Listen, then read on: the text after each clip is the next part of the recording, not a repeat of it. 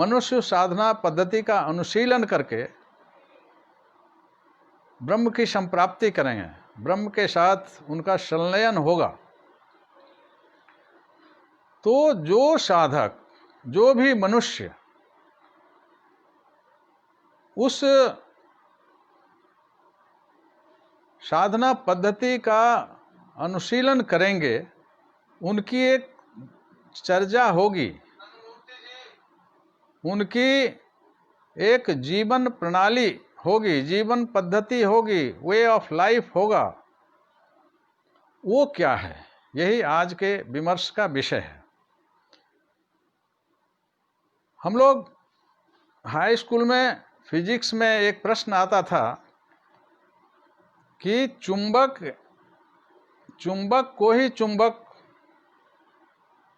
बना सकता है, चुंबक को ही आकर्षित करता है। इस साइंस के पीछे साइंटिफिक फैक्ट यही है कि जब किसी मैग्नेट के सामने कोई नॉन मैग्नेटिक बार आता है, लोहा का एक टुकड़ा आया, तो प्रश्न है कि चुंबक को ही आकर्षित करता है, तो सामने तो लोहे का टुकड़ा है, तो इसका उत्तर क्या होगा? इसमें होता क्या है कि चुंबक के नज़दीक में जब चुंबकीय पदार्थ आता है, कोई आयरन बार आता है, तो वह चुंबक पहले इंडक्शन की क्रिया से, प्रेरण क्रिया से अपना विपरीत ध्रुव उसमें इंडक्ट करता है, और वह जब विपरीत ध्रुव बन जाता है तो चुंबक का नियम है, मैग्नेटिक लॉ है कि विपरीत ध्रुव में आकर्षण होता है। तो चुंबक सामने वाले अचुंबकीय पदार्थ को चुंबक बना के अट्रैक्ट करता है। यही साइंस का डिक्टम है, नॉर्म है, और यही स्पिरिचुअल साइंस का भी नॉर्म है। तो परम पुरुष के निकट, परम गुरु के निकट जो भी मनुष्य साधना अनुशीलन की ख्वाहिश लेकर उनके निकट आते हैं, तो वो अहेतु की कृपा करके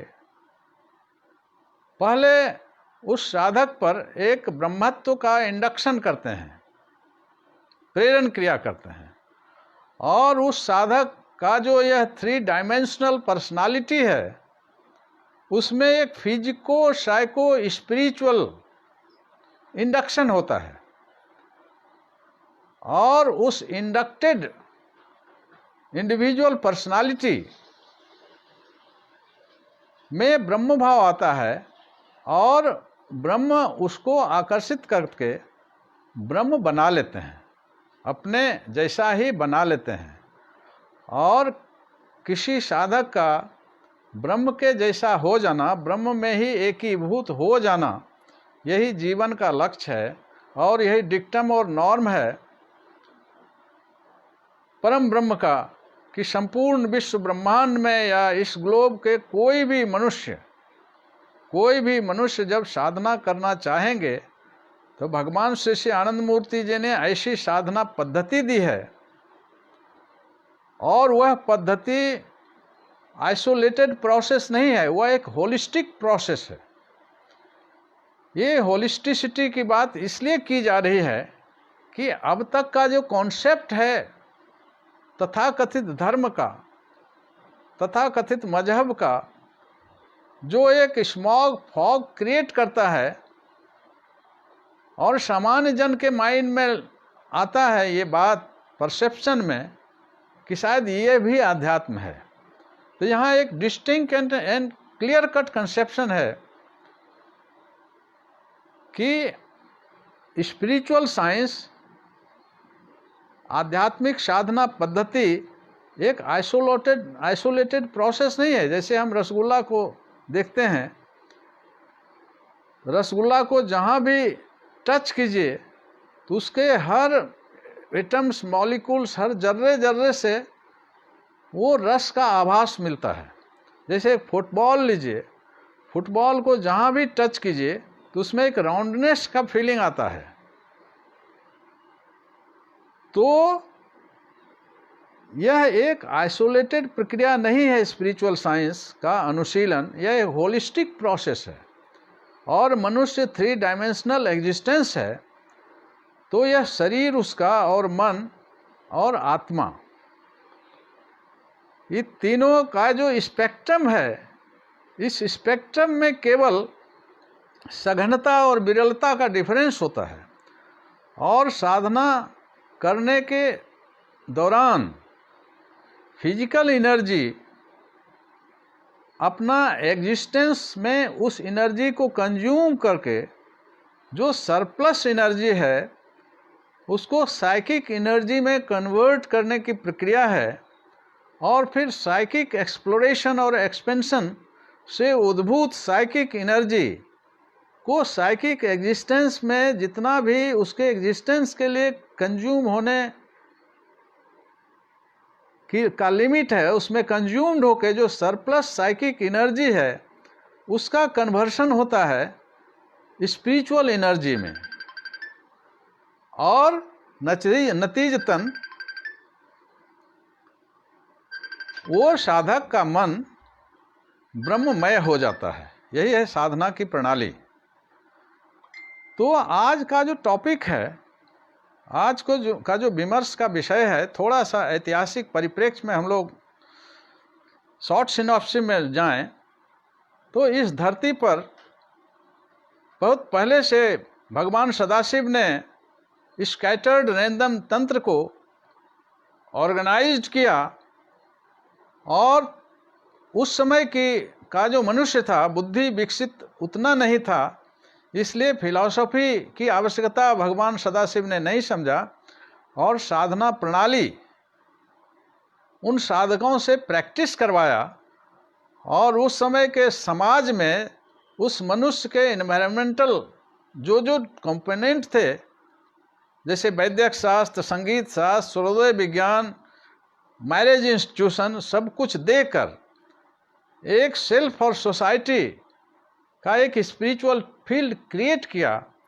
और अपने आँख के सामने सभी साधकों को साधना करा के उस रियलाइजेशन के एपेक्स में सबों को ले गए। बाद में भगवान कृष्ण के समय उन्होंने योग साधना पद्धति दी, लेकिन भगवान शिव के समय समाज, भारतीय समाज, भारत एक बहुत विराट स्वरूप था इसका, लेकिन टुकड़ों टुकड़ों में छोटे छोटे राजा होते थे और समाज का कंसेप्ट नहीं था, झगड़ते रहते थे। तो उन्होंने एक महाभारत की समायोजना की और गीता के माध्यम से तंत्र के साथ योग का मणिकांचन संजोग करके साधकों से साधना कराया और समाज बोध समाज बोध कराया। और मॉरलिस्ट को डोमिनेंट बना के, मॉरलिस्टिक फोर्सेस को, और साधना करा के, योग साधना करा के तथाकथित उस समय के समाज के रथ को आगे बढ़ाया।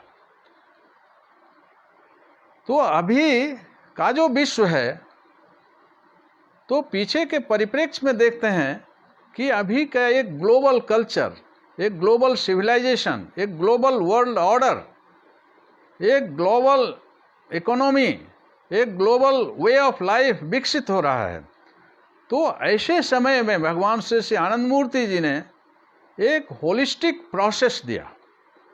और इतिहास के पन्नों को अगर हम पलटते हैं, जो विभिन्न दार्शनिक आए, अरस्तु, प्लेटो, हिगेल, जो भी समाज दर्शन देने वाले आए, उन्होंने भी इस प्रकार की कल्पना की कि एक नेशन स्टेट, एक ग्लोबल ऑर्डर बनाने के लिए या तत्कालीन समाज व्यवस्था बनाने के लिए, और समाज व्यवस्था के न्यूक्लियस में तो एक मनुष्य, आदर्श मनुष्य होगा और आदर्श मनुष्य की अपनी जीवन पद्धति होगी।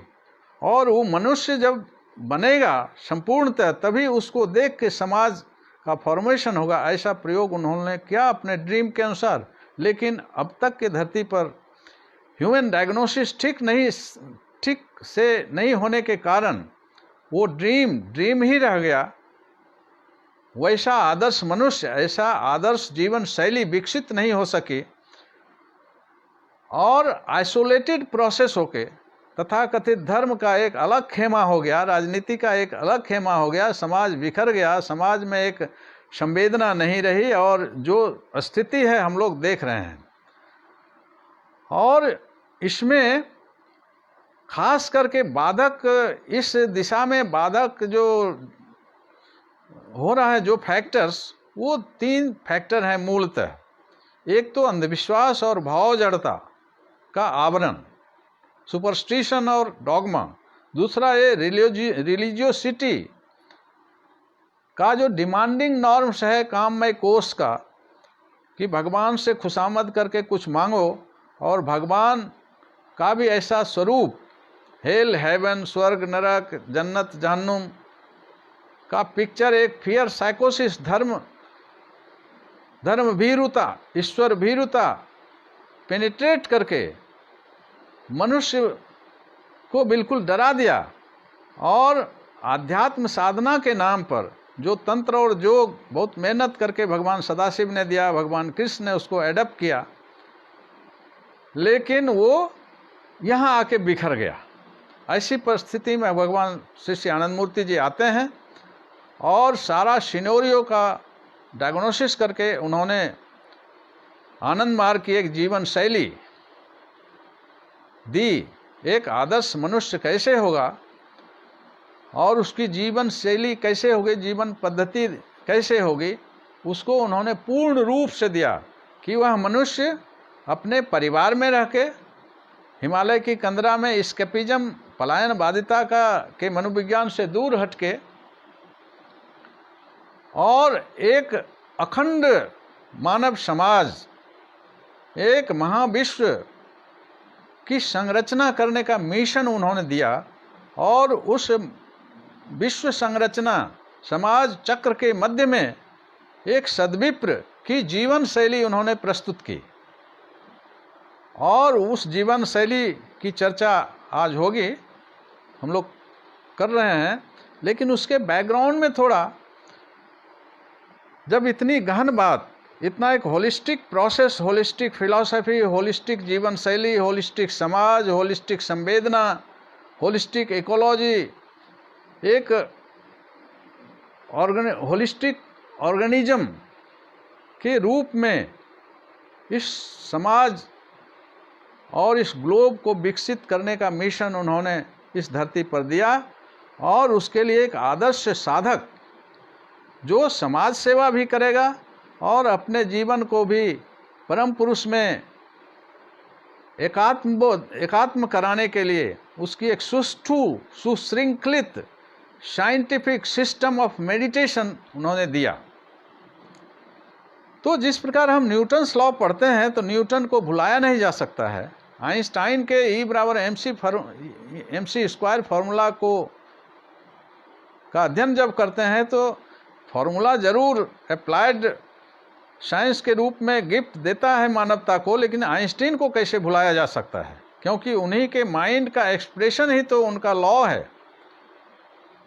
ठीक उसी तरह भगवान शिव के गिफ्ट को कौन भूल सकता है, इस मैरिज सिस्टम को, इस सूर्य सप्तक को, इस वैद्यक शास्त्र को, इस तंत्र साधना की पद्धति को।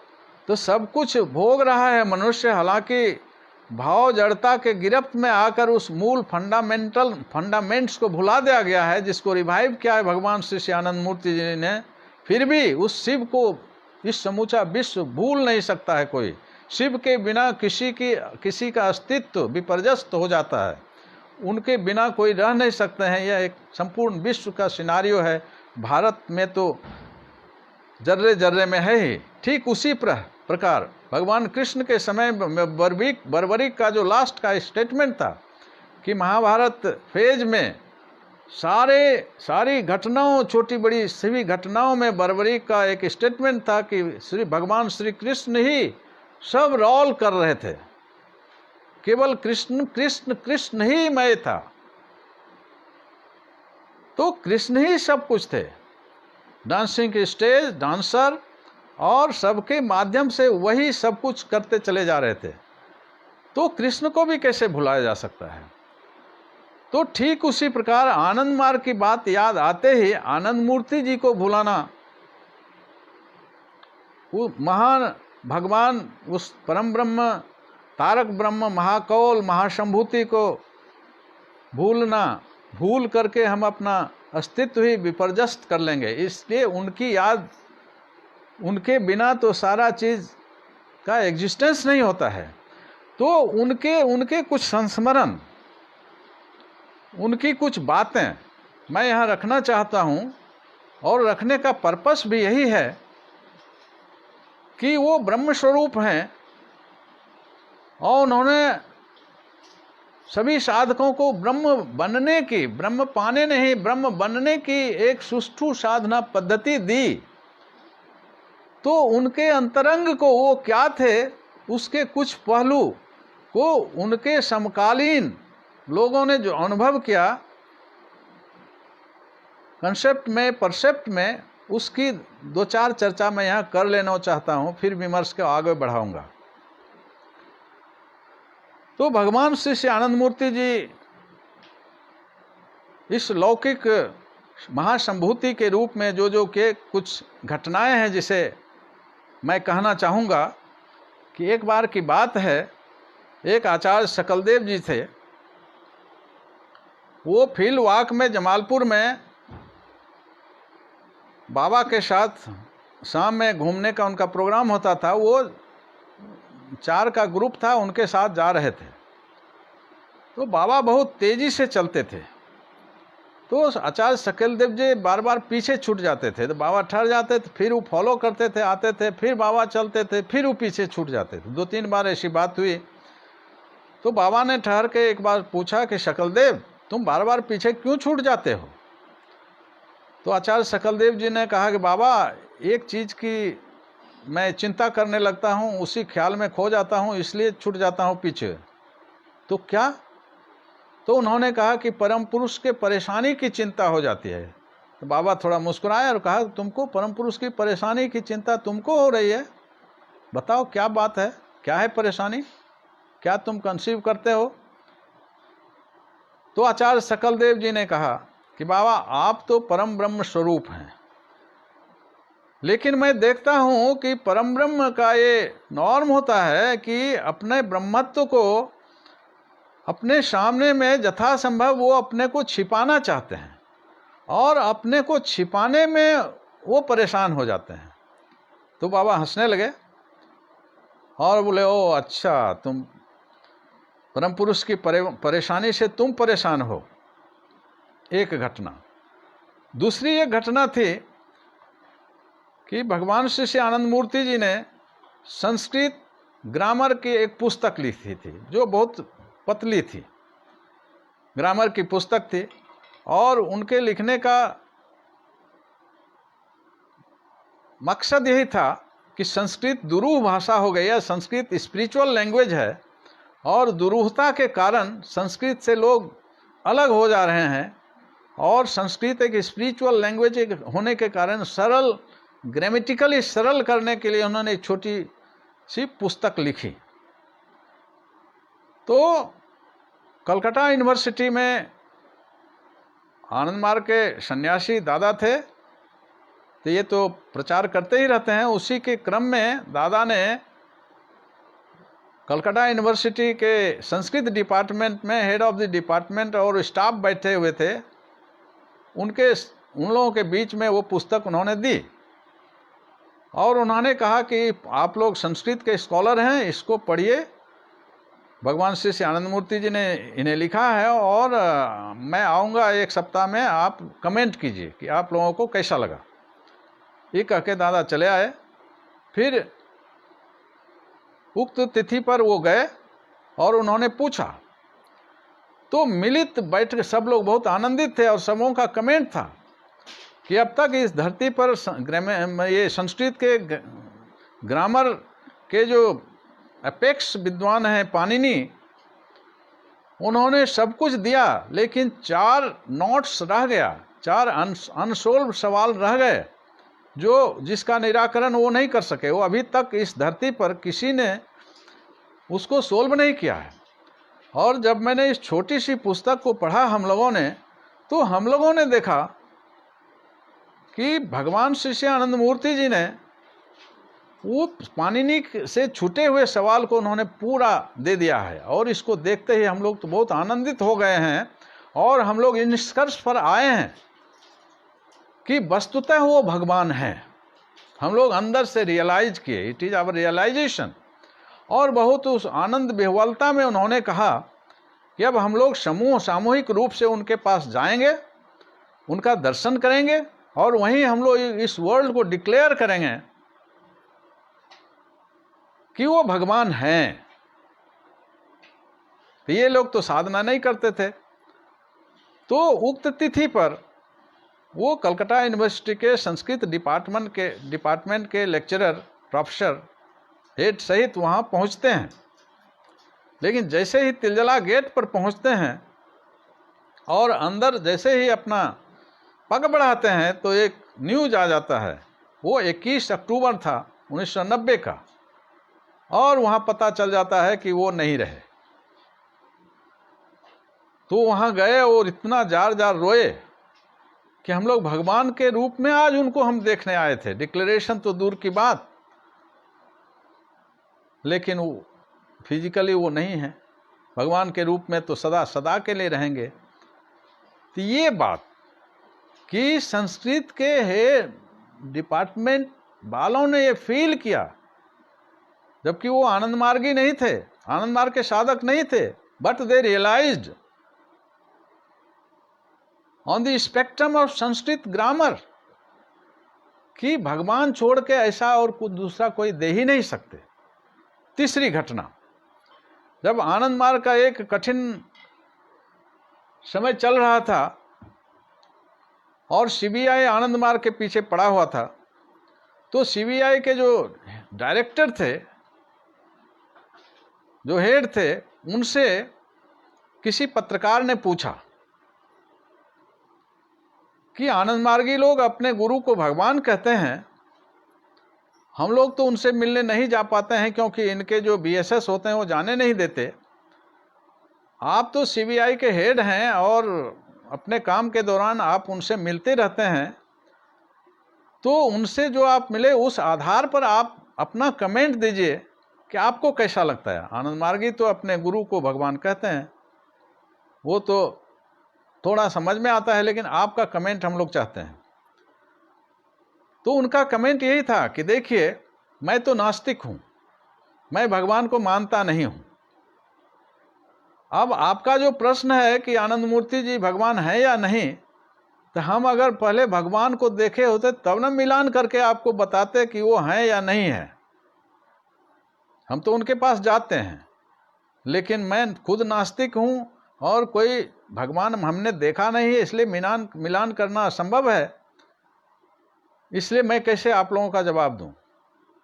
लेकिन फिर भी जितनी बार उनसे मैं मिला हूं, उसके आधार पर मैं यही कह सकता हूं कि वो भगवान है या नहीं, ये तो मैं नहीं कह सकता, लेकिन इतना जरूर 100% मैं अपना स्टेटमेंट दे सकता हूं कि वो आदमी नहीं है। फिर आ गई बात घूम के, तो इस वर्ल्ड के सारे लोगों ने उनको देखकर जो भी उनसे नजरें चार किए, उन्होंने रियलाइज किया कि वो ब्रह्म स्वरूप थे। वो ब्रह्मैव गुरुरेकः न परः, वो खुद बृहत थे, ब्रह्म थे, और बृहत बनाने की साधना पद्धति उन्होंने दी और उसके माध्यम से इस धरती को बहुत बड़ा वरदान दिया। तो अब ऐसे जो ये ब्रह्म स्वरूप गुरु इस धरती पर आए और उन्होंने जो साधना पद्धति दी, जो इतिहास में जो भी फिलॉसफर्स आए, ह्यूमन डायग्नोसिस, उचित डायग्नोसिस के अभाव में उनका भी ड्रीम हुआ कि एक आदर्श राजा कैसा हो, एक आदर्श मनुष्य कैसा हो, लेकिन ड्रीम ही रह गया।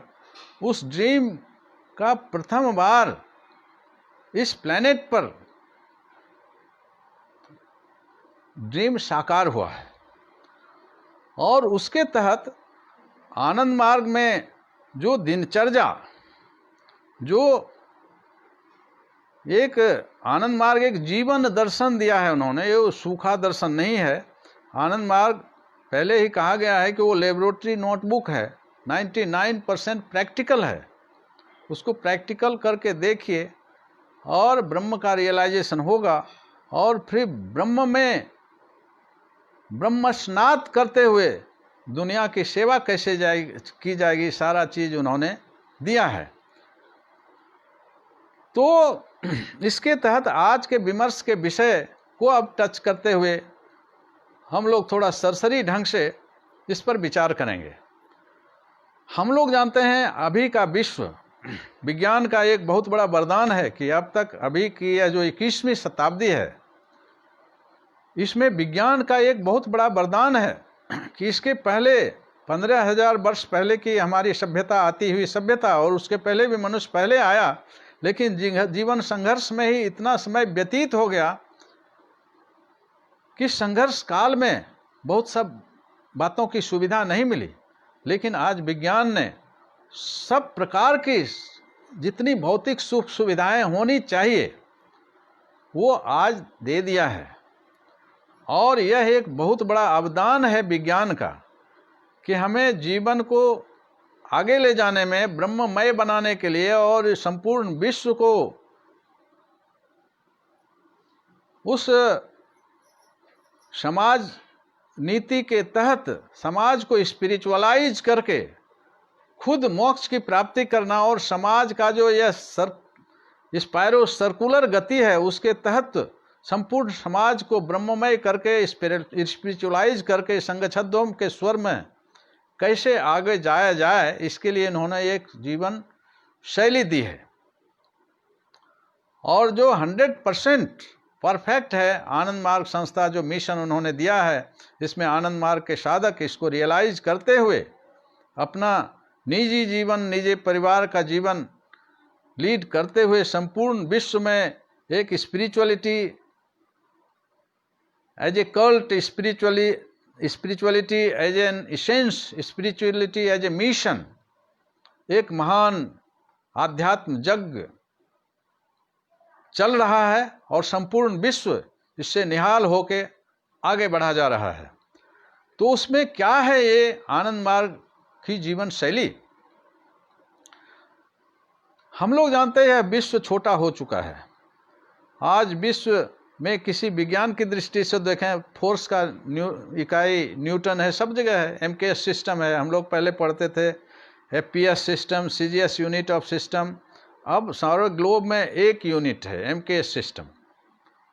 इकोनॉमी एक है, कल्चर एक है, एक होल वर्ल्ड ऑर्डर उभरता चला जा रहा है। लीग ऑफ नेशन से बढ़ते हुए UN शेप में आया, ये अलग बात है, एविल एलिमेंट इस पर डोमिनेंट हैं, लेकिन फिर भी आनंद मार्ग के विश्व महाविश्व के सृजन का जो यह मिशन है उसके तहत सारा विश्व एक हो चुका है। और उसमें जो एक आदर्श मनुष्य, क्योंकि मनुष्य ही समाज की इकाई है, मनुष्य ही विश्व की इकाई है, मनुष्य और मनुष्यतर जीवन में अंतर केवल एक ही है कि उस पारमार्थिक दृष्टि से मनुष्य भी एक जीव है। और इस संपूर्ण कॉस्मोस के क्रिएशन के दौरान जो विभिन्न स्तरीय जीव जंतु आए, इनर्ट, लता पता, फ्लोरा फौना, ये एनिमल वर्ल्ड, इसमें आते हुए मनुष्य का उद्विकास सबसे अंत में हुआ इस सोपान पर।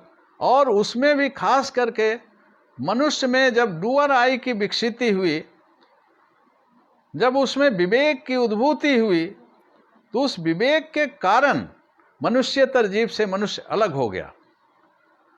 और अलग इस अर्थ में हो गया कि अपना जीवन जीने में, जीवन जीने की जो मिनिमम गारंटी है, जीवन के लिए संघर्ष जो लोग बेसिक इंस्टिंक्ट को सेटिस्फाई करने के लिए करते हैं, यह तो कॉमन है, कंज्यूमर वैल्यू भी सबका कॉमन है। लेकिन मनुष्य एक वर्टिकल जीव होते हुए इसमें यह जो स्पाइनल कॉर्ड है, इसमें जो मूलाधार में कुंडलिनी है और सहस्रार में परम पुरुष विराजमान हैं। और यह इस विश्व के 7 अरब पॉपुलेशन के हर मनुष्य के साथ एक ही संरचना है, इसलिए सब मनुष्य अपने अपने आप में इस कॉस्मोस के रिप्लिका हैं और परम पुरुष खुद उनके नाभि में निवर्तमान हैं। लेकिन इस wrong education, dogmatic education, superstitious education, religiosity का वायरस, इन जो कुछ डेट्रीमेंटल चीज़ें हैं, इसके कारण मासूम और मूक मानवता इससे वंचित हो जाती है। उसके लिए भगवान श्री श्री आनंद मूर्ति जी ने एक ऐसी जीवन प्रणाली दी है कि सब मनुष्य का एक विशेष चीज भी कॉमन है कि ये 24 घंटे का दिन और रात होता है। मनुष्य चाहे घास गढ़ने वाला हो या कोई इंपेरियलिस्टिक व्हील लेते हुए कोई एक आदमी हो, वो भी मनुष्य, या किसी नेशन स्टेट का हेड हो, वो भी मनुष्य है। तो 24 घंटे में स्लीपिंग पीरियड सबका कॉमन है। उसके बाद वर्किंग पीरियड, दिन में सब वर्क करते हैं अलग अलग, कोई कलम चलाते हैं, कोई कुदाल चलाता है, इतना ही अंतर है। तो यह जो 24 घंटे का यह जो दिनचर्या है, इस दिनचर्या को इन्होंने ऐसा सिस्टमेटाइज, साइंटिफिक और स्पिरिचुअलाइज करके उन्होंने दिया है कि कोई भी मनुष्य इस डॉगमा ग्रस्त नहीं होके, अंधविश्वास से दूर रह के, साइंटिफिकली टेम्पर्ड होके, स्पिरिचुअली टेम्पर्ड होके जब इस सरल साधना पद्धति को करेंगे और जो दिनचर्या उन्होंने दी है, जो लाइफ स्टाइल उन्होंने दिया है, आज का जो विषय है आनंद मार्ग की जीवन शैली, उस शैली को अपना के पदगत रूप में जो काम करें वो तो अलग चीज है, लेकिन इंडिविजुअली तो सब लोग एक हैं। तो उस रूप में यह मनुष्य चाहे गोरा हो, काला हो, छोटा हो, बड़ा हो, धनी हो, गरीब हो, विद्वान हो, मूर्ख हो, मनुष्य है। भगवान सदाशिव ने पार्वती को एक बार कहा था कि ब्रह्म संप्राप्ति के लिए केवल एक ही क्वालिफिकेशन है कि मनयुक्त शरीर होना चाहिए, तो वो सबको है। अब भगवान श्री श्री आनंद मूर्ति जी ने जो जीवन शैली दी है, उस शैली को हम लोग डे टू डे में उसको फॉलो करके चलेंगे तो इसी छोटे से खंड जीवन में हम फिजिकली फिट होंगे, मेंटली डेवलप्ड होंगे। कोई भी मनुष्य, कोई भी साधना करके कोई भी मनुष्य और स्पिरिचुअली एलिवेटेड होके ब्रह्ममय हो जाएगा। और यह शरीर छोड़ने के समय मन संस्कार शून्य होके ब्रह्मत्व लाभ करेगा और उस आनंद घन समुद्र में यह जो यूनिट कॉन्शसनेस है वह सुप्रीम कॉन्शसनेस में एकीभूत हो जाएगा। और साधना की ऐसी विशिष्ट वैज्ञानिक पद्धति उन्होंने दी है, महाराजाधिराज योग की पद्धति, उसको करके इसी रोज रोज की साधना में, रोज रोज के रियलाइजेशन में उस ब्रह्म भाव का लाभ करते हैं। और वो जो डीप रियलाइजेशन ऑफ स्पिरिचुअलिटी है, अपने मेहनत के अनुसार, कोई 1 मिनट, कोई 2 मिनट, कोई 1 घंटा, 2 घंटा, 3 घंटा, सब लोग रियलाइज कर रहे हैं। It is well realisable. Kant जैसा डिक्टम नहीं है कि God is not realisable, God is knowable. Knowability नहीं है। ये साधना की विशिष्ट पद्धति और समाज को स्पिरिचुअलाइज करने की एक विशिष्ट पद्धति, जिसमें समाज के जितने भी फैसेट्स हैं, जितने भी डायमेंशंस है, इजिली यह सृष्टि का बड़ा भाई, फ्लोरा फौना, जीव जगत, एनिमल वर्ल्ड, रेप्टाइल वर्ल्ड, जो भी वर्ल्ड है, सबको साथ लेके चलेगा और संपूर्ण मानव समाज को अध्यात्म के उस शीर्ष शिखर पर पहुंचा के सभी मनुष्य एक एक अकेले अपने परिवार में, अपने बच्चों के साथ, अपने छोटे से परिवार समाज को लेते हुए सबके लिए यह हस्ता मलकबत होगा। और सभी रियलाइज कर रहे हैं, सभी रियलाइज करेंगे। तो यह जो शिव जीवन शैली है, बोलने में तो शब्द की बहुत सारी बातें आ जाती हैं, लेकिन प्रैक्टिकेशन जो है, हम लोग साइंस, फिजिक्स या केमिस्ट्री में जब लेबोरेटरी में जाते हैं तो वहाँ मुंह बोलता नहीं है। उसी प्रकार साधना करने के समय पलक बंद हो जाता है और मन अंतर्मुखी होकर परम पुरुष की ओर चल देता है। तो it is completely a laboratory process of realisation of spirituality. तो उसमें कुछ चीज़ों के उन्होंने समेट के 16 पॉइंट के रूप में दिया है। उस 16 पॉइंट के फॉलोएंस के कारण कोई भी मनुष्य जो इसको फॉलो करेगा, जो आध्यात्मिक अनुशीलन करेगा, तो अपना अपना ये जागतिक कार्य करते हुए भी, और उसमें भी एक विशिष्टता उनकी है कि आनंद मार्ग की साधना पद्धति में उन्होंने इष्ट मंत्र दिया है, जो अपने दैनंदिन जीवन में पूर्ण ईश्वर प्रणिधान के रूप में पलक बंद करके और पलक खोल करके इस विश्व के सभी खंड खंड वस्तुओं में ब्रह्म का आरोपण करके मधु विद्या का उन्होंने अभिनव चीज इस धरती को पहली बार दिया है कि संपूर्ण जीव जगत को ब्रह्ममय अपने नंगे मन नेकेड आय से साधक देखता है और उसकी नारायण भाव से सेवा करता है। तो एक इजी लाइफ स्टाइल उन्होंने दिया है। उस 16 पॉइंट की चर्चा हम लोग इन शॉर्ट करेंगे, क्योंकि डिटेल में करने तो it is much more time consuming. तो इस पर आया जाए तो इसमें 16 पॉइंट हैं जो सब काम करते हुए हम सूर्योदय से प्रारंभ करके बेड पर जाने तक जो हमारा लाइफ रूटीन है, उसको उन्होंने किस प्रकार फिजिको साइको स्पिरिचुअल वे में उन्होंने ढाला है कि उसको जान के ही पहला झलक मिल जाता है कि it is a simple system to practise only. तो उस 16 पॉइंट का फर्स्ट पॉइंट है, हम लोग जानते हैं कि किसी भी मनुष्य को यह शरीर है, और शरीर का जो हमारा नर्वस सिस्टम, नर्व सेल्स है, नर्व फाइबर्स है, यह जो हमारा नेटवर्क है, बॉडी नेटवर्क, इस बॉडी नेटवर्क में जो ट्रिलियंस ऑफ सेल्स हमारे का एक डिपॉजिट है, प्रोटोजोइक ऑर्डर में, मेटाजोइक ऑर्डर में, सबका अपना अपना मन है, और सभी प्रोटोजोइक और मेटोजोइक सेलुलर माइंड का जो कोऑर्डिनेटर माइंड और orchestra master mind, unit mind है, वह हमारा मनुष्य का अपना मन है। वो कोऑर्डिनेटर करता है, कोऑर्डिनेटर होता है अपने इस डिवाइन बॉडी कंपास में स्थित ट्रिलियन ऑफ सेल्स के मन को, उसके मन और उसके स्पेसीज की जो जो ज़रूरत है उसको कोऑर्डिनेट करके फिर अपने कोऑर्डिनेटेड होके इस फिजिकल एनर्जी का एक्सप्लोरेशन करके और इसके अपने मेंटेनेंस के बाद सरप्लस फिजिकल एनर्जी को मेंटल एनर्जी में कन्वर्ट करने की कला जो भगवान श्री श्री आनंद मूर्ति जी ने दी है, और फिर उसके बाद उस साइकिक एनर्जी का कन्वर्सन स्पिरिचुअल एनर्जी में करके और माइंड को बिंदुभूत करके इष्ट मंत्र और मधु विद्या के माध्यम से उस बिंदु रूपी मन को बिंदुस्थ करके संपूर्ण उस स्पिरिचुअल सिंधु में सबमर्ज कराने की कला की साधना पद्धति। तो इसमें कुछ पॉइंट्स शारीरिक है, फिजियो साइकिक है, कुछ साइकिक है, कुछ साइको स्पिरिचुअल है, कुछ स्पिरिचुअल है, और कुछ एब्स्ट्रैक्ट है। तो इसका जो जो भी पॉइंट्स है उसका कुछ वैज्ञानिक कारण है, उसका छोटा कुछ कारण मैं चर्चा करता चलूँगा, नहीं तो लंबी चर्चा हो जाएगी।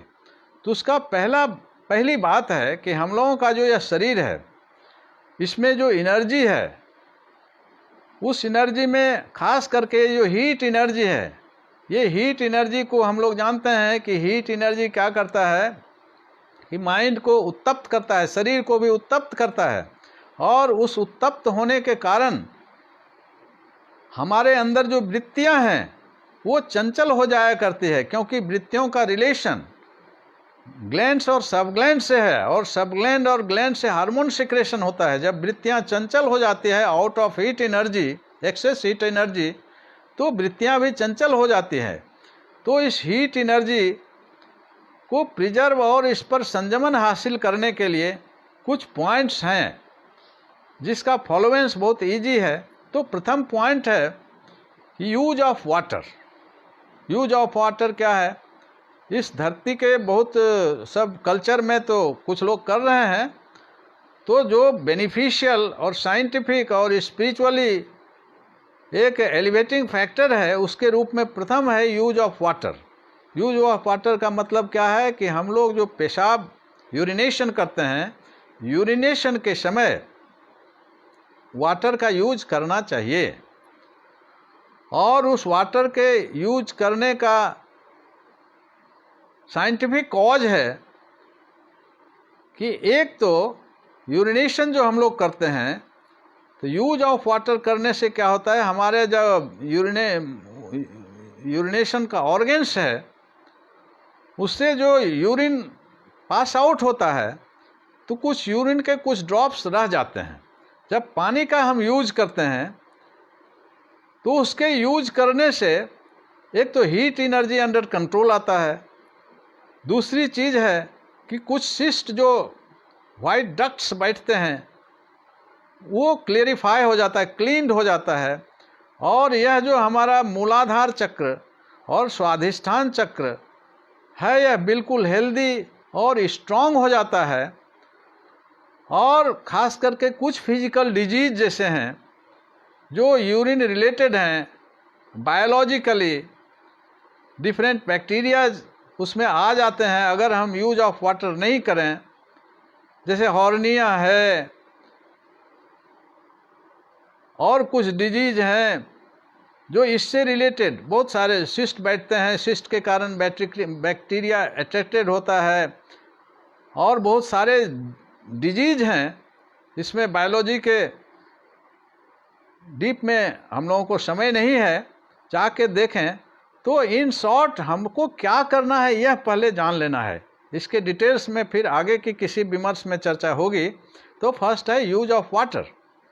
उसका 2-3 एडवांटेज प्राइमा फेसाई है कि हीट एनर्जी का कंट्रोल होना, कुछ जो फिजिकल डिजीज है उसको कंट्रोल करना, सिस्ट का कंट्रोल करना,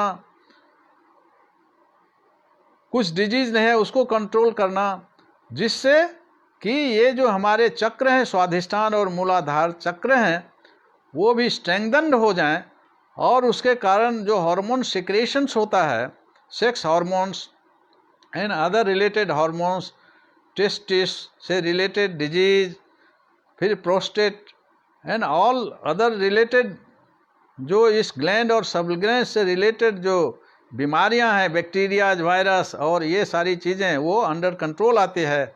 और इस फिजिकली भी हम लोग इस डिजीज से दूर हो जाते हैं, और यह माइंड और फिजिक का एक रिलेशन है। तो वृत्तियां समन हो जाती हैं, और मन साधना में बैठने के बाद वृत्तियां जब समित हो जाती हैं तो माइंड साधना के रियलाइजेशन में अपवार्ड जाता है और बिंदुभूत होता है, और साधना के प्रोसेस में ये रियलाइजेशन के फेज में बहुत इजीली मन आगे की ओर जाता है। तो यह है प्रथम पॉइंट, यूज ऑफ वाटर। दूसरा है पॉइंट, दूसरा सूत्र है कि ये जो हम लोगों का यूरिनेशन के ऑर्गन्स हैं उसको थोड़ा ये अंडरवियर या लंगोट पहनना चाहिए। ये पहनते भी हैं लोग, लेकिन एज ए साधक, एज ए स्पिरिचुअल वेरियर दिन में सेवा करनी है अपना साधना के उपरांत, इसलिए एक स्मार्ट पर्सनालिटी, हमें कोई मूर्छा नहीं आ जाए, स्टुपिडिटी नहीं आ जाए, हमें ये आलस्य नहीं आ जाए।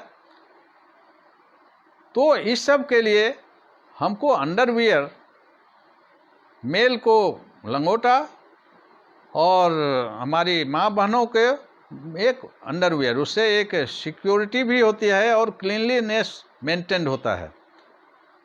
तो सेकेंड पॉइंट ये है।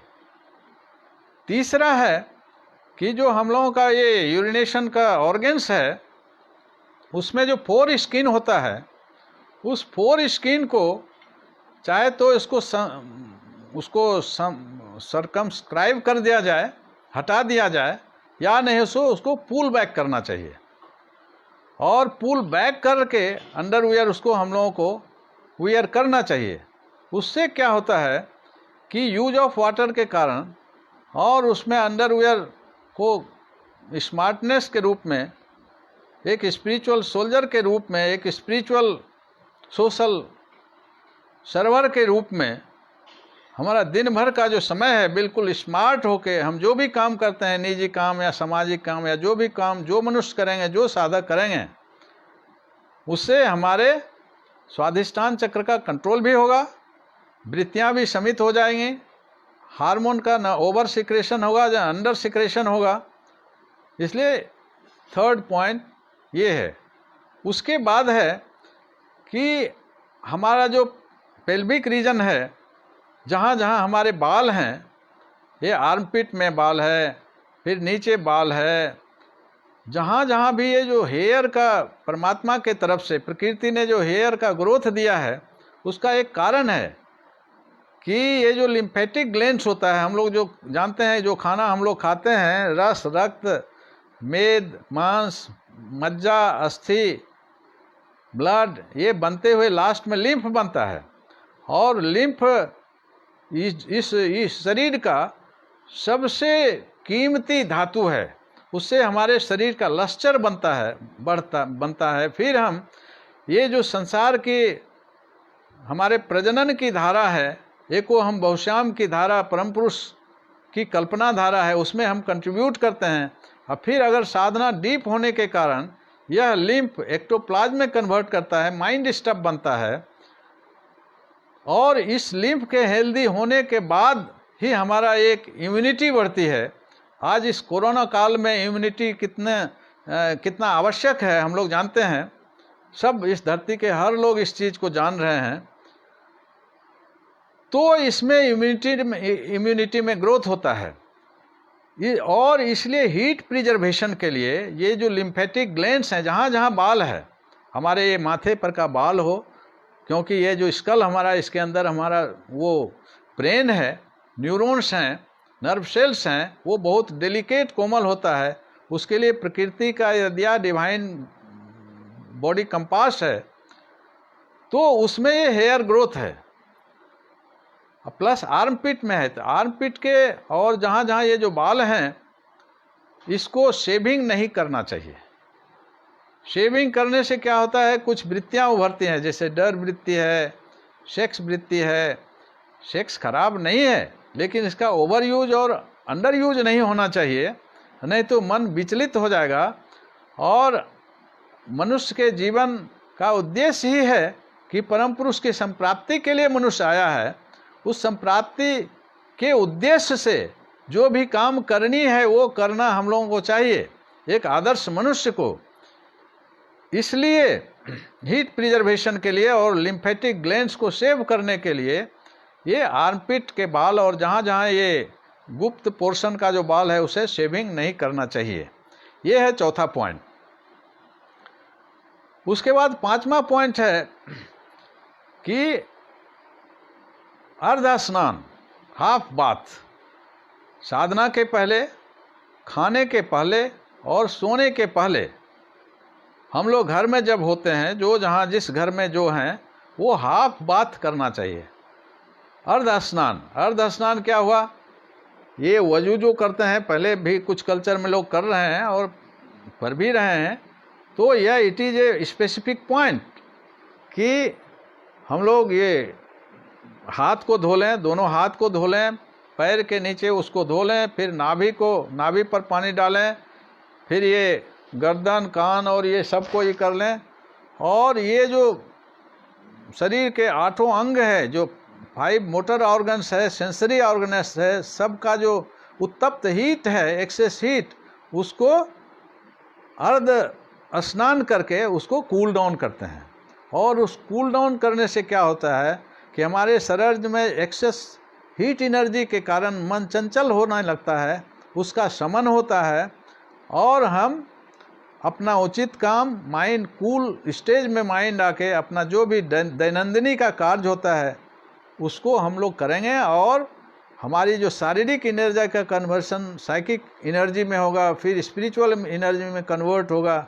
उसमें ये हाफ बात से उसमें सहूलियत होती है। तो 5वां पॉइंट हाफ बात, अर्ध स्नान, और छठा है पूर्ण स्नान, फुल बात। फुल बात तो सब लोग करते हैं, लेकिन फुल बात का कुछ नियम इस 16 पॉइंट में दिया गया है। वो नियम क्या है कि हम लोगों के शरीर में यह जो चक्र होते हैं, यह मणिपुर चक्र जो है नाभि के इर्द गिर्द, वो सबसे गर्म रहता है। इसलिए पहले पानी वहाँ डालना चाहिए इस कदर कि वो पानी नीचे स्वाधिष्ठान चक्र और मूलाधार चक्र को टच करते हुए नीचे जाए। तो फर्स्ट कूलिंग इस पोर्शन का हो, फिर पीछे डालें इस स्पाइनल कॉर्ड में, मणिपुर चक्र के पीछे।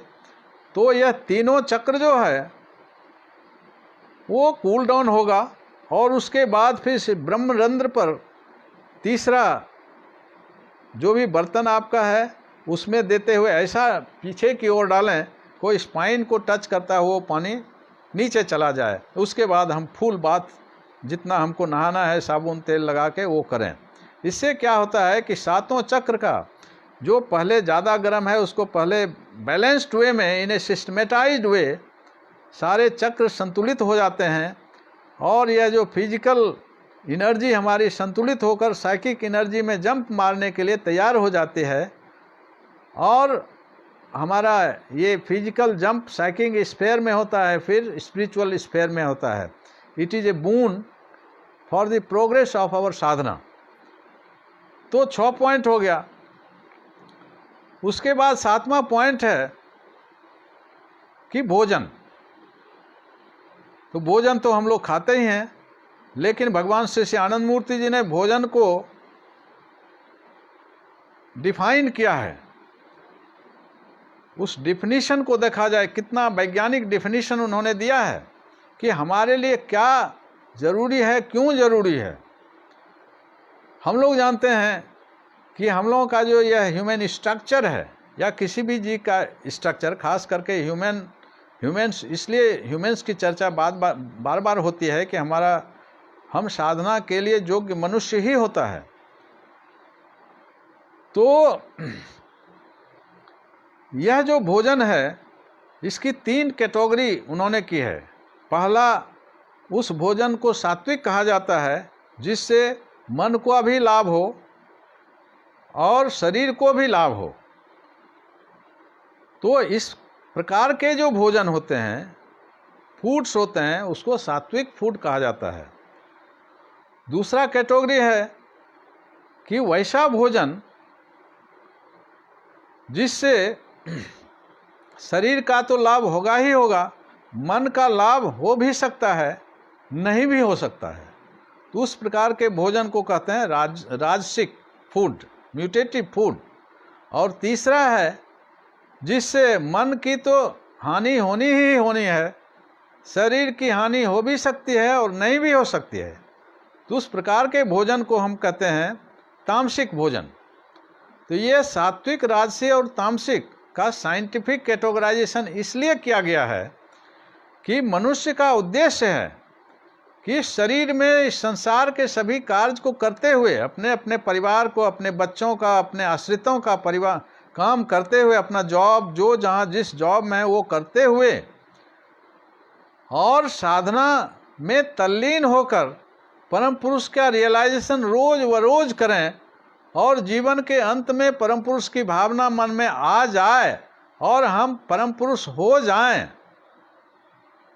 यही हमारे साधना का उद्देश्य है। इस उद्देश्य से हमको अपने भोजन पर यह सेलेक्टिव होना ही पड़ेगा कि हमारे मन और शरीर दोनों के लिए कौन बेनिफिशियल फूड है। तो इसको ध्यान में रखते हुए, जिसको भगवान सदाशिव ने प्रमिताहार कहा है, वो रिच भी होना चाहिए, सात्विक भी होना चाहिए और डाइजेस्टिव सिस्टम के लिए वो सुपच्य भी होना चाहिए। क्योंकि हमारे यह जो डिवाइन बॉडी मशीन है, इसमें हमारे लीवर्स हैं, किडनी हैं, हार्ट हैं, बहुत सारे जो मशीन्स हैं, उसको ज़्यादा प्रेशर नहीं पड़े, क्योंकि प्रेशर पड़ने से भी हमारा मन चंचल हो उठेगा और हम साधना नहीं करेंगे, हमारा स्टडी ठीक से नहीं होगा, कंसंट्रेशन बाधित होगा। इस सारे फैक्टर्स को ध्यान में रखते हुए भोजन का सिलेक्शन करके हम लोग भोजन करेंगे। हर साधक एक आदर्श भोजन की तालिका है। आनंद मार्ग में एक चर्चाचर्च है पुस्तक, आप लोगों से निवेदन है कि उस चर्चाचर्च बहुत पतली और अच्छी पुस्तक है, उसको पढ़ के अपना सेलेक्टिव होएं, क्योंकि यह जीवन बार बार नहीं मिलता है। कल का सूरज कौन देखे ना देखे, इसलिए इस जीवन में इस साइंटिफिक और स्पिरिचुअल सिस्टम ऑफ साधना करके हम लोग परम पुरुष हो जाएं इसी जीवन में। इस उद्देश्य से हम लोगों के फूड सिलेक्शन में, पेबुलम के सिलेक्शन में हम लोगों को सेलेक्टिव होना पड़ेगा। इसलिए सात्विक भोजन और भोजन करेंगे। भोजन सात्विक, सुपाच्य और इम्यूनिटी बढ़ाने वाला, लिम्फ को बढ़ाने वाला और इकोनॉमिक भोजन करेंगे तो हमारी दैनंदिनी का जो कार्य है उसके लिए भी हमें एनर्जी मिलेगी और इंटेलेक्चुअल वर्क के लिए भी एनर्जी मिलेगी। विद्यार्थियों को, नए युवकों को, नए विद्यार्थियों के नई पीढ़ी को यह जो बौद्धिक एक्सरसाइज है, यह जो इंटेलेक्चुअल और इंट्यूशनल एक्सरसाइज है, उसमें प्राण ऊर्जा की प्रचुरता होगी और उसमें कंसंट्रेशन होगा। और इस साइकिक वर्ल्ड में जो कर्मसु कौशलम के हिसाब से जो भी कर्म वो हाथ में लेंगे वो बिल्कुल साफल्य को प्राप्त करेगा। तो फूड में सेलेक्टिव होके भोजन, यह है 7वां पॉइंट। उसके बाद भोजन के बाद उपवास। उपवास का सामान्य अर्थ है, उप माने होता है निकट, वास माने रहना। तो किसके निकट रहना? परम पुरुष के निकट हमारा मन रहे, इसलिए उपवास का ये मीनिंग है। उपवास माने अनशन नहीं होता है, भूखे हम जरूर रहते हैं। उसमें निर्जला एकादशी का प्रोविज़न है। जो फिट बॉडी जिसका है, जो रोगग्रस्त हैं या जिनको कोई डिफेक्ट है, उनके लिए वो नहीं है। फिर कैसे कब होगा, जब वो स्वस्थ हो जाएंगे, तो उसके लिए भी चर्च में सारा प्रोविज़न है। और उपवास का एक साइंटिफिक अर्थ ये भी है कि हम लोग जानते हैं एकादशी से पूर्णिमा और एकादशी से अमावस्या का जो पीरियड होता है, उसमें ये धरती, सूरज और चांद तीनों एक तल में आते हैं और उस दिन एट्रैक्शन ज़्यादा होता है और ख़ास करके लिक्विड फैक्टर पर ज़्यादा एट्रैक्शन होता है। इसलिए देखा जाता है कि उस दिन क्राइम ज़्यादा होता है, क्योंकि हार्मोनल सेक्रेशन का अपसर्ज हो जाता है, समुद्र में ज़्यादा ज्वार और भाटा उठता है, ये सब विजिबिलिटी है। तो इसका मीनिंग देर है कि खास करके हम लोगों के शरीर में जो लिक्विड फैक्टर है, खास करके ये लिम्फ है, ब्लड है, जितना भी लिक्विड फैक्टर है, उस पर वो आकर्षण का प्रभाव पड़ता है। और आकर्षण का प्रभाव पड़ने से क्या होगा कि उसमें जो ग्लैंड्स और सब ग्लैंड्स हैं वो ज़्यादा सिक्रेशन होगा और हार्मोन के ज़्यादा सिक्रेशन होने के कारण हमारा मन चंचल हो उठेगा, हमारी वृत्तियाँ बहुत ही चंचल हो उठेगी और हम न तो पढ़ सकेंगे बढ़िया से, न अपना काम कर सकेंगे बढ़िया से, न साधना बढ़िया से हो सकेगी। इसलिए महीने में 2 दिन का उपवास का प्रोविज़न है। तीसरी और एक बात होती है कि ये जो उपवास करने से क्या होता है कि ये जो हमारे शरीर के डिफरेंट मशीन्स हैं, लीवर है, किडनी है, हार्ट है, पेनक्रियाज है, इसका 2 दिन रेस्ट हो जाता है। और रेस्ट होने से उसमें एक उसका जो वाइग्रस, ये जो ऊर्जस्वता बढ़ती है उसकी, वो इनर्जाइज्ड हो जाता है। रेस्ट लेने के कारण ये जो बॉडी, ये जो डिफरेंट ऑर्गन्स हैं, ये स्वास्थ्य लाभ करता है और फर्दर ऑन ज़्यादा फंक्शनल हो जाता है, बढ़िया से काम होता है। तीसरा इसमें और एक बात होती है कि ये फास्टिंग करने से क्या होता है, हमारे शरीर में जो इंटरसेलुलर गैप है, 2 सेल के बीच का जो इंटरसेलुलर गैप है, उसमें कुछ कचरा भरे पड़े रहते हैं और उसको बाहर एक्सपेल आउट करने का कोई प्रोसेस नहीं है। और इस एकादशी करने में, फास्टिंग करने से वो जो inter molecular, inter atomic gaps के जो कचरा हैं, जो एक्स्ट्रा वेगेंजा है, वो एकादशी के दिन, फास्टिंग के दिन से वो निकल जाता है। इसलिए fasting is a scientific process to sanctify and purify our body and mind in order to do more sadhana. अच्छी साधना करने के लिए ये तैयारी जरूरत होती है। अब ये जो उपवास होता है, निर्जला, स्वस्थ आदमी को निर्जला एकादशी करना चाहिए।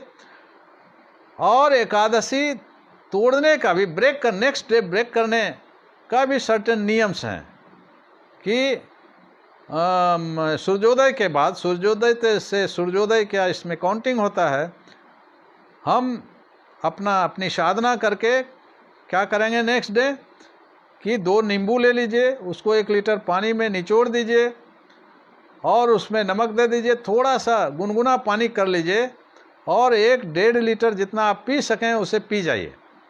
पीने के बाद क्या होता है कि उस दिन पूरा शरीर बिल्कुल क्लीन हो जाता है, बिल्कुल साफ हो जाता है। और यह बहुत ही बेनिफिशियल है बायोलॉजिकली, साइकोलॉजिकली और स्पिरिचुअलिटी के पॉइंट ऑफ व्यू से भी। तो वो फास्टिंग ब्रेक करने का एक साइंटिफिक नियम है। और उस ब्रेक करने के बाद आप हल्का भोजन लें, गरिष्ठ भोजन नहीं लें, खिचड़ी लें, केला लें, फ्रूट्स लें। उसके बाद फिर दोपहर का लंच अपने ढंग से लें, वो भी just after Ekadashi, just after fasting heavy food नहीं लेना चाहिए। बाद में जितना जो फूड कंज्यूम करते हैं, धीरे धीरे अपने नेचुरल वे में हम लोग आगे प्रोसीड ऑन कर जाएं। तो ये है 8वां पॉइंट हमारा, फास्टिंग, एकादशी। और 9th पॉइंट है साधना। ये साधना तो जीवन का समम बोनम है। तो साधना हमारी साइंटिफिक है। भगवान श्री श्री आनंद मूर्ति जी ने जो साधना पद्धति दी है वो सबसे सुष्टु, साइंटिफिक एंड स्पिरिचुअलिटी, बहुत ट्रांसपेरेंट एंड इजीली फंक्शनल। तो इसमें मूलतः क्या होता है कि साधना दोनों बेला करना आवश्यक है। और उसमें जो 6 लेसन्स होते हैं, फिर और भी लेसन्स होते हैं, वो हम लोगों की चर्चा में जो जैसे ही नींद टूटे तो इस साधना पद्धति का फर्स्ट है, जैसे आपका फर्स्ट एवाकनिंग होता है तो उसमें गुरु सकाश का प्रोविजन होता है। गुरु सकाश क्या है कि नींद टूटते ही, जस्ट आफ्टर ब्रेक, नींद के टूटते ही हम लोग जिस पोजीशन में है उस समय बैठ जाएं और अपने मन को एक मंत्र, निर्दिष्ट मंत्र दिया हुआ है, उसमें गुरु ध्यान करें। इसको गुरु सकाश कहते हैं। सकाश मन है कि मन को गुरु के निकट, उस सुप्रीम कॉन्शसनेस के निकट ले जाएं। और यहाँ से साधना का शुरुआत होता है गुरु सकाश से। उसके गुरु सकाश के बाद फिर पांचजन्य होता है। 5 बजे से 5:30 बजे तक पहले एक भजन गा लें, फिर कीर्तन 10 मिनट, उसके बाद साधना 20 मिनट। साधना करने के बाद फिर ब्रेक कर दें। यह पांचजन्य इसको कहा जाता है। और इस पांचजन्य करने से क्या होता है कि दिन भर का जो आपका रूटीन वर्क है वो ब्रह्ममय हो उठेगा।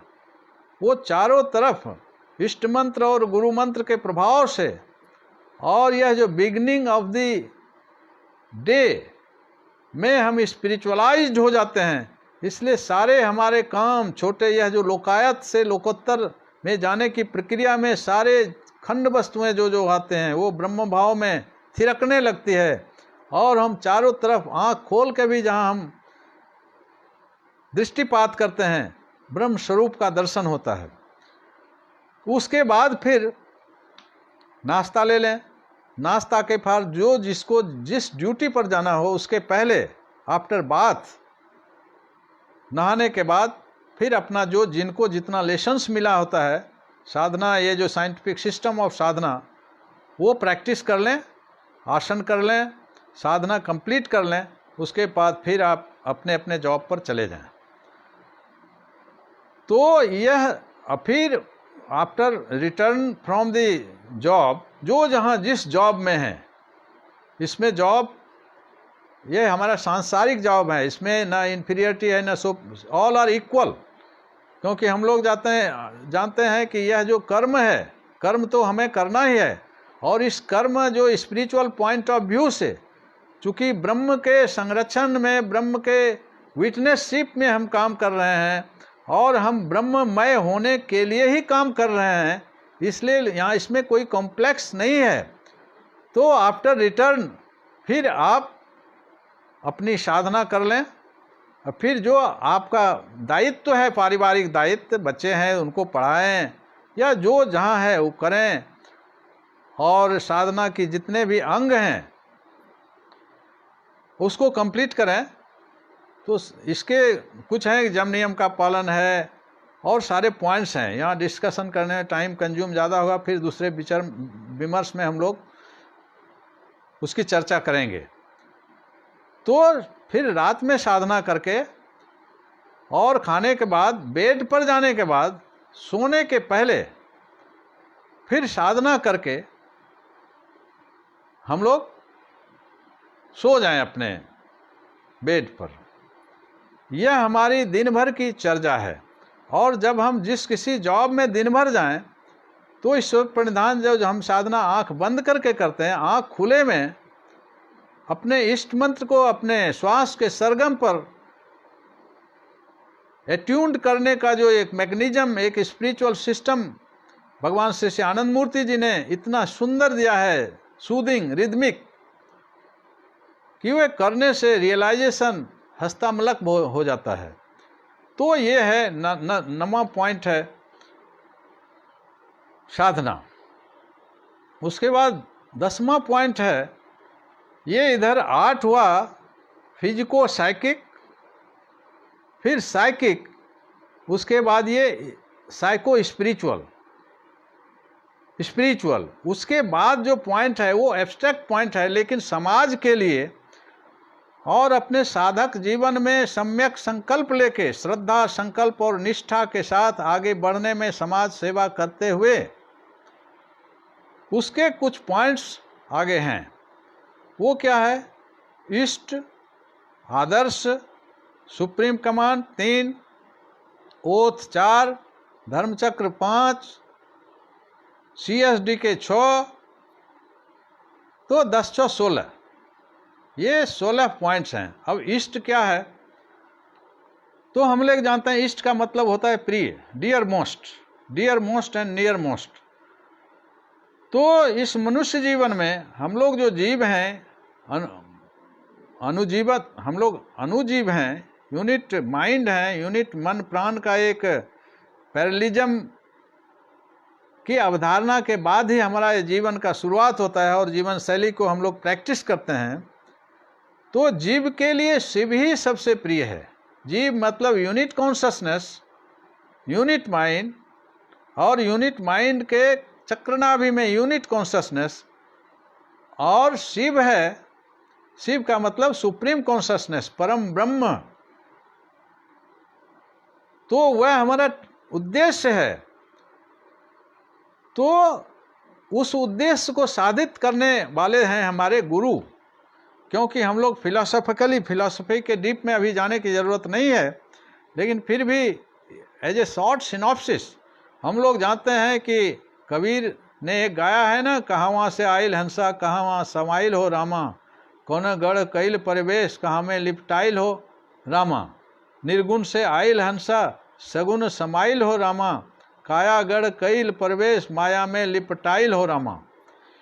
इसका मीनिंग है कि हम लोग निर्गुण ब्रह्म से आए हैं, और इस सगुण के इस लोकायत में हम लोग फंक्शनल हैं। तो निर्गुण ब्रह्म जो है, निर्गुण ब्रह्म हमारे ध्यान का विषय नहीं हो सकते हैं, और सगुण ब्रह्म जो है, एको हम बहुश्याम की उनका संकल्प है। तो वो मल्टीप्लाई करते हैं 1 to many, वो भी इतने ब्यूजी हैं कि वो भी हमारे ध्यान के विषय नहीं हो सकते हैं। तो निर्गुण और सगुण ब्रह्म के स्पर्श रेखा पर जो स्पर्श बिंदु है, वहाँ जो अवस्थित है उसे कहा जाता है तारक ब्रह्म, निरीक्षर ब्रह्म, परम ब्रह्म। और वो महासंभूति महाकौल ही ब्रह्म स्वरूप गुरु बन के समय समय पर अपेक्षानुसार अलग अलग प्लेनेट पर आते हैं। वो जो सदगुरु हैं, वो जो परम ब्रह्म है, वो जो तारक ब्रह्म है, महाकौल महासंभूति हैं, वही हमारे इष्ट हैं। भगवान श्री श्री आनंद मूर्ति जी हमारे इष्ट हैं। वही सगुण और निर्गुण के बीच हमारे सहस्रार चक्र पर सदा सदा के लिए विराजमान रहते हैं। फिजिकली रहें तो भी ठीक, नहीं रहें फिर भी वो रहते हैं, वो कहीं जाते नहीं हैं। तो ही इज आवर इष्ट। तो इस इष्ट की और सारी व्याख्याएं हैं। तो इष्ट ही मेडिटेशन के विषय होते हैं। बायोलॉजिकली जो हमारा ये न्यूरॉन्स का नेटवर्क है, हमारा यह जो ब्रेन सेल्स हमारा है, नर्व सेल्स, तो जितना भी बिलियंस ऑफ नर्व सेल्स है, सबको अपना अपना छोटा छोटा मन है। तो बिलियंस ऑफ नर्व्स का जो एक केंद्र है, इस ब्रेन का केंद्र, उसको अकल्ट सेंटर कहते हैं, उसको गुरु चक्र कहते हैं। तो उस गुरु चक्र पर गुरु ध्यान किया जाता है। और गुरु चक्र इनर साइड है और उसका अपर साइड है, उसको कहते हैं सहस्रार चक्र। तो गुरु चक्र पर गुरु ध्यान का प्रोविजन है। उन्हीं के द्वारा हम एज ए स्पिरिचुअल रेलिगेटर के रूप में जो सदगुरु स्वरूप हैं, सदगुरु हैं, उन्हीं के माध्यम से वो ही हम लोगों पर अहेतुक की कृपा करके हमारा मन जब अपेक्स्ड हो जाता है, तो उसमें एज ए रेलिगेटर हम उसमें अपना संपूर्ण समर्पण करते हैं, अपनी अनुचेतना को समर्पित करते हैं, और फिर हम अपने गंतव्य तक उनमें एक होकर उस परम ब्रह्म में एकीभूत हो जाते हैं। यही जीवन का लक्ष्य है। ये है इष्ट। इसकी और सारी व्याख्याएं हैं। व्याख्या तो फिलोसॉफिकल है, लेकिन प्रैक्टिकल जो है ध्यान मूलम गुरुर्मूर्ति,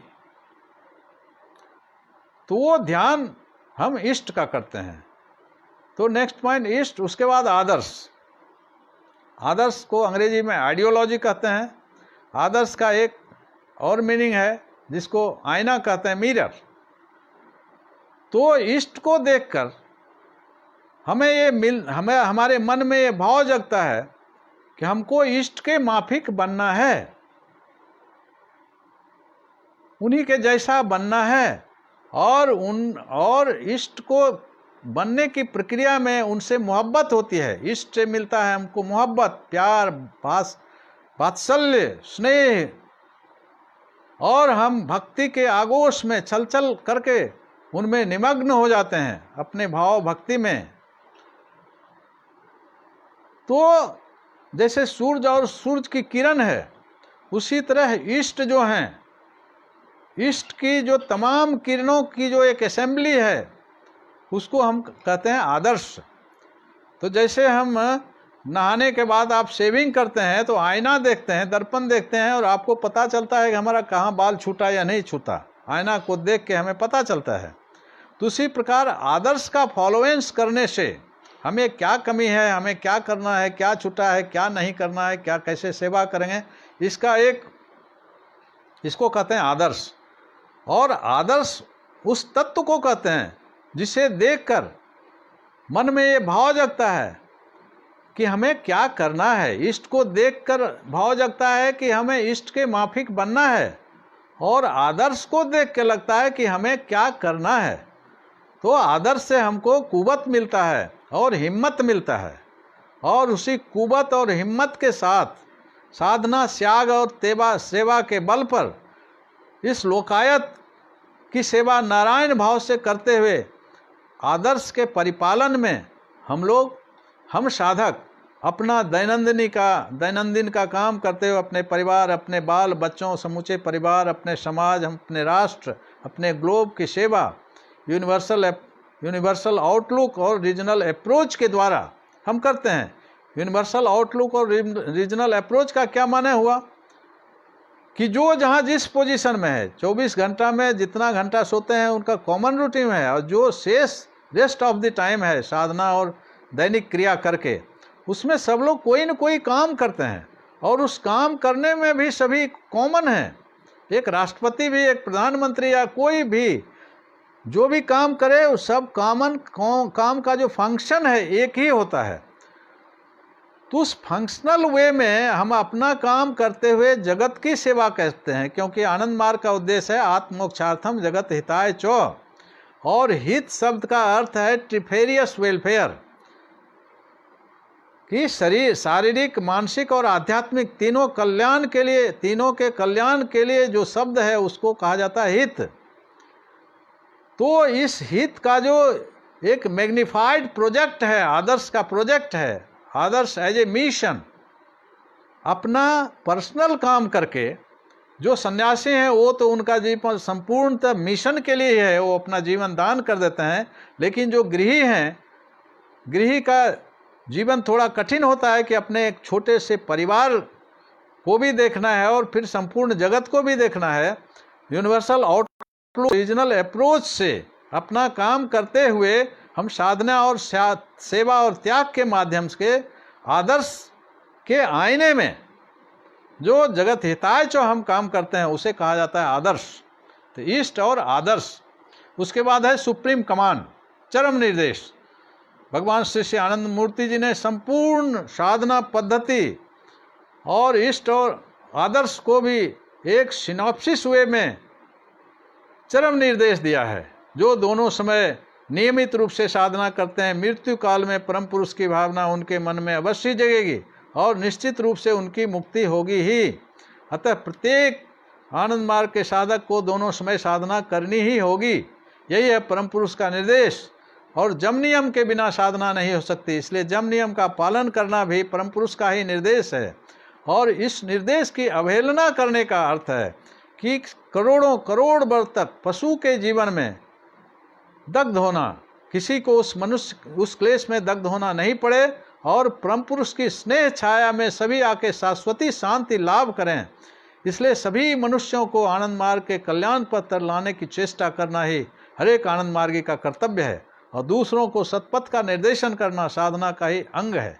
यह जो सुप्रीम कमांड है, यह जो चरम निर्देश है, इसका परिपालन अपने जिंदगी और जगत में करने वाला एक पॉइंट। इसकी और विशद व्याख्या है, लेकिन इसको ध्यान में रख के यह it is A abstract perception conception, जिसको परिपालन करने से हमारी साधना और तीव्रतर होती है और अपने लक्ष्य के ओर ज़्यादा हम लोग अग्रसर होते हैं, और हमें एक ऊर्जा, इम्यूनिटी और ओजस्विता सब चीज़ का उद्रेक होता है, और एक आदर्श जीवन व्यतीत करके हम आत्मोक्ष के लिए और जगत हित के लिए हम लोग त्वरान्वित गति से आगे की ओर चल पड़ते हैं। इष्ट, आदर्श, सुप्रीम कमांड। उसके बाद कोड ऑफ कंडक्ट।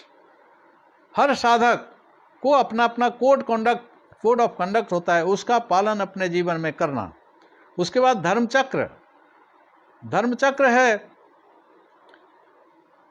कि हम लोग व्यक्तिगत साधना रोज करेंगे, जैसा पहले हम लोग चर्चा कर चुके, लेकिन सप्ताह में जो जागृति है, कहीं एक कॉमन प्लेस, वहाँ जिस गांव में अगर कोई है, जो जिस मोहल्ला में है, अपना सभी साधक जो हैं वो मिल के साधना करेंगे। मिल के साधना करने के बाद क्या होता है कि उसमें एक कॉमन मोमेंटम होता है, स्पिरिचुअल मोमेंटम। साधना में किसी की गति कुछ कम है, किसी की ज़्यादा है, सबका एक, जैसे फिजिक्स के हिसाब से एक मैग्नेटिक फील्ड बनता है, तो न उस मैग्नेटिक फील्ड में नॉन मैग्नेटिक सब्सटेंस भी आके मैग्नेट बन जाता है। तो फील्ड की कहानी हम लोग फिजिक्स में जानते हैं, spiritual magnetic field, electrical field, ये Higgs field, so many fields are there. तो उसी प्रकार स्पिरिचुअल फील्ड तैयार होता है धर्मचक्र में, एक सामूहिक साधना करने में, और साधना में एक तीव्र प्रगति होती है। और साथ ही समाज जो हम जिस समाज में जहाँ है रीजनल अप्रोच के हिसाब से उसकी कुछ समस्याएं हैं, उसको मिल बैठ के हमको समाज का एक प्लानिंग बनाते हैं, योजना बनाते हैं और संगठनों में सर के स्वर में उसका परिपालन करते हुए उसका समाधान ढूंढते हैं और फिर 7 दिन के लिए कार्यरत हो जाते हैं। ये धर्मचक्र। उसके बाद लास्ट पॉइंट है CSD के। C मतलब हुआ कंडक्ट, S माने हुआ सेमिनार, D माने हुआ डांस और K माने कीर्तन। तो कंडक्ट रूल है, उसको सबको फॉलो करना है।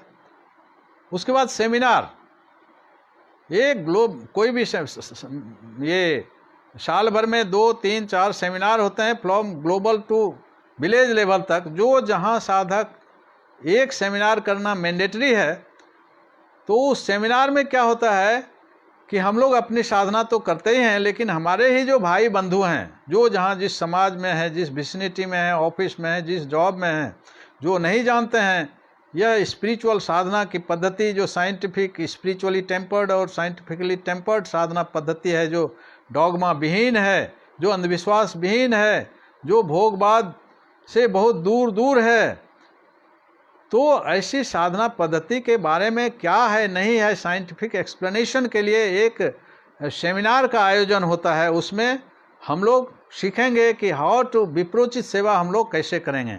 तो सेमिनार को अटेंड करना, 1 seminar at least once is mandatory. तो सेमिनार, उसके बाद है डांस। 2 प्रकार का डांस होता है, एक लास्य नृत्य होता है और एक तांडव नृत्य है। तांडव नृत्य हमारे ब्रेन को परिपुष्ट करता है, उसको मजबूत करता है, और ब्रेन मजबूत होने से ब्रेन के लिए वो फूड है, और वो करने से क्या होता है ना, ब्रेन मजबूत होता है तो साधना करने के बाद जो हमारा मन एक टेक ऑफ स्पीड लेता है परम पुरुष में, उसके लिए वो एक बढ़िया लॉन्चिंग पैड, मजबूत लॉन्चिंग पैड का काम करता है। तो यह तांडव डांस केवल मेल के लिए, फीमेल्स के लिए कौशिकी डांस है। ये डांस भी रोज हर साधक करेंगे। और उसके बाद है कीर्तन। ये बाबा नाम केवलम सिद्ध मंत्र है। बाबा मीन्स परम पुरुष। बाबा मीन्स, ऐसे भी हम अपने फादर को बाबा कहते हैं, बच्चा पहली आवाज़ निकालता है बाबा के अर्थ में। बाबा मीन्स बप्र धातु से बना है, means nearest and dearest one. तो जीव के लिए शिव ही नियरेस्ट होता है।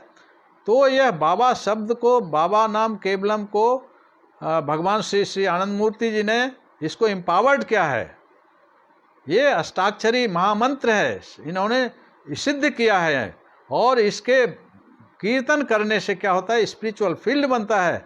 और केवल व्यक्ति के लिए ही नहीं, जो सराउंडिंग में इकोलॉजी इसमें वाइब्रेट कर जाती है, ये फ्लोरा फोना सभी डांस करने लगते हैं, सभी का एक इनर स्पिरिचुअल डेवलपमेंट होता है। ये कीर्तन बहुत ही कीमती चीज़ है।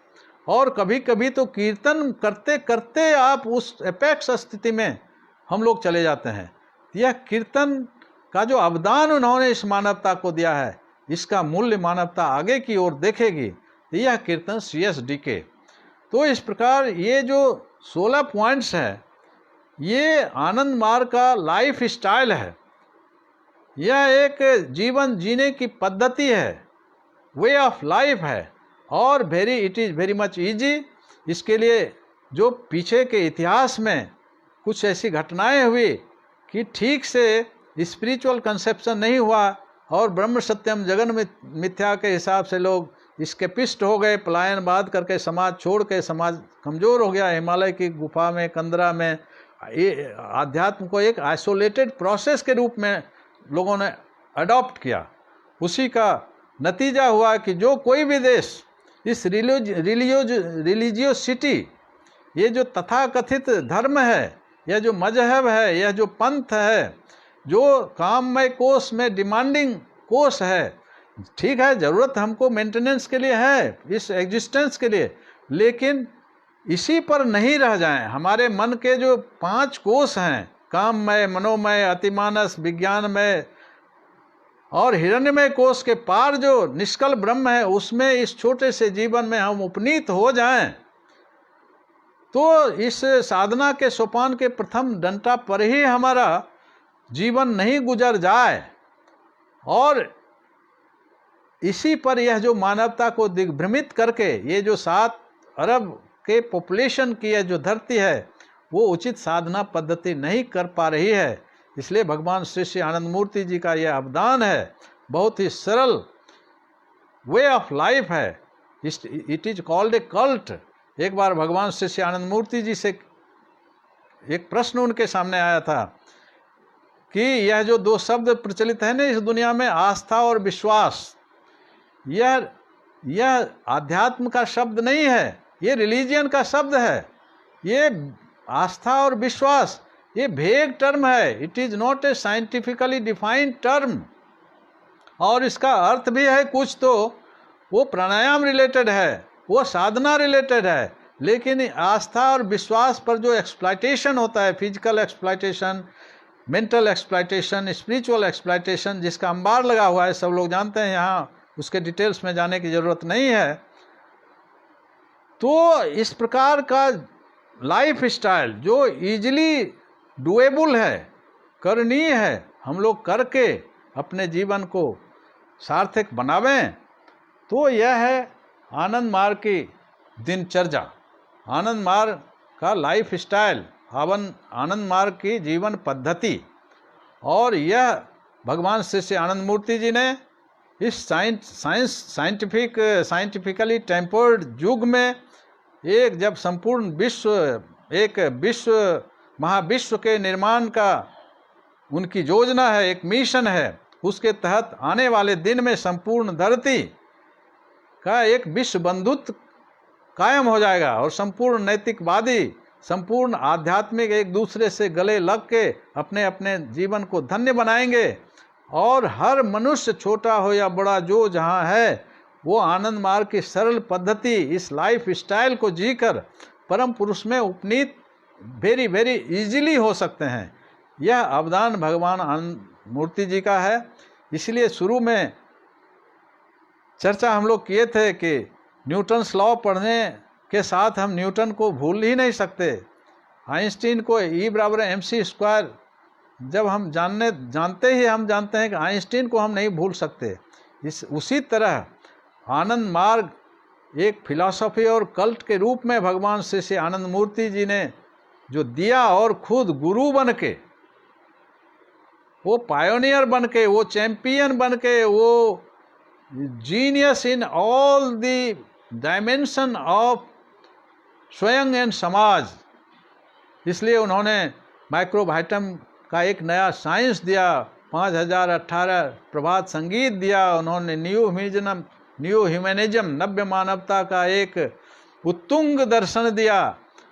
सारा चीज़ इतना प्राउड, रोटी के लिए भोजन, वस्त्र, शिक्षा, चिकित्सा, आवास के मिनिमम गारंटी, और अपने अंदर के मनुष्य और इस मंडन और सुप्रामंडन वर्ल्ड के जो विभिन्न रिसोर्सेस हैं उसको टैप करके फिर उसके उचित बंटवारा, रेशनल डिस्ट्रीब्यूशन का जो सिद्धांत प्राउड दिया है। सारा चीज़ एक मनुष्य और मनुष्य समाज को जितनी भी चीज़ें दी चाहिए उसके लिए उन्होंने फिलॉसफी भी दिया, स्पिरिचुअल फिलॉसफी दिया, उन्होंने स्पिरिचुअल कल्ट दिया, सोशल फिलॉसफी दिया, सोशल कल्ट दिया, न्यू ह्यूमनिज्म दिया, गुरु और शास्त्र सब कुछ दे के उन्होंने एक मनुष्य कैसे इजीली साधना कर सके और इजीली समाज सेवा कर सके, अपने बाल बच्चों को, अपने आश्रितों को किस प्रकार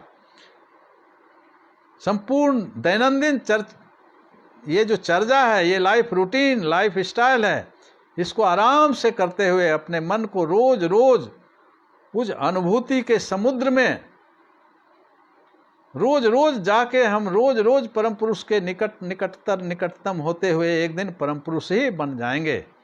इसलिए उन्होंने कहा है, body is to serve one and all, mind is to attend supreme call, spirit at the altar supreme, surrender and be supreme. मनुष्य का यह जीवन सेवा के लिए है, मानवता की सेवा के लिए। फ्लोरा फौना सब हमारे अपने हैं, सब हम लोग नव्य मानवतावादी हैं। हमारा प्यार अपने परिवार से तो शुरू होगा ही, बाल बच्चों से शुरू होगा, और यह जो प्यार की प्याला है वो छलकेगी संपूर्ण जीव जगत के लिए। और इससे संबंधित उन्हें नव्य मानवतावाद का दर्शन दिया, फिर प्राउड फिलॉसफी दी, फिलॉसफी ही नहीं दी, उसके लिए ये कुछ चीज़ें इकोनॉमिक्स के जगत में ऐसी चीज़ है, एक संपूर्ण 100% रोजगार, एम्प्लॉयमेंट, अनएम्प्लॉयमेंट जो से यहाँ ये चर्चा का विषय अभी नहीं है, तो मिला के इन शॉर्ट भगवान श्री आनंद मूर्ति जी का आना इस धरती पर और सारा चीज़ अपनी संतान को दे जाना, एक आनंद का समारोह बना के आनंद में उपनीत कराने की साधना और जीवन शैली उन्होंने जो दिया है, उसको अपना के हम लोग अपना जीवन धन्य करें।